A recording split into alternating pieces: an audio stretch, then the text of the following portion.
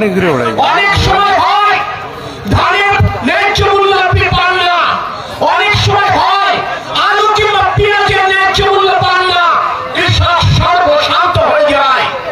তারেক রহমান বলেছেন বিএনপি যদি রাষ্ট্র পরিচালনার দায়িত্ব পায় তাহলে তিনি কৃষি বীমা চালু করবেন।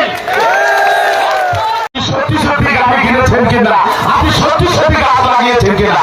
জিয়া রহমান আমার গিয়েছিলেন এবং সেই বাড়ি থেকে তিনি পেঁপে খেয়েছেন।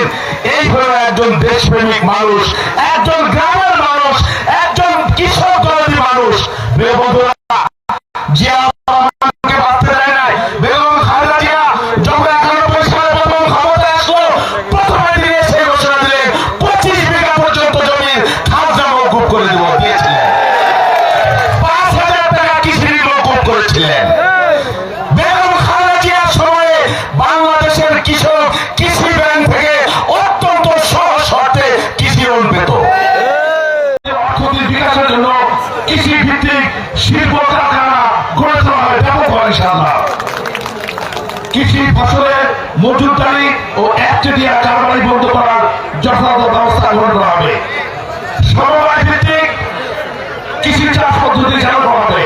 আপনাদের অনেকের জমি কম রয়েছে, সব কৃষক ভাইদের 2, 3, 5, 10 বিঘা, তারা আধুনিক কৃষিতে ব্যবস্থাপনা, ট্রাক্টর, কোম্পানি হারভেস্টর এই সকল আপনারা ব্যবহার করতে পারেন না।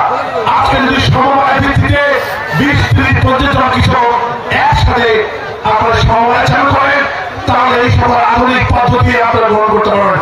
আমাদের সরকারের পক্ষ থেকে সমবায় ভিত্তিক কৃষির জন্য উদ্যোগ গ্রহণ করা হবে ইনশাআল্লাহ।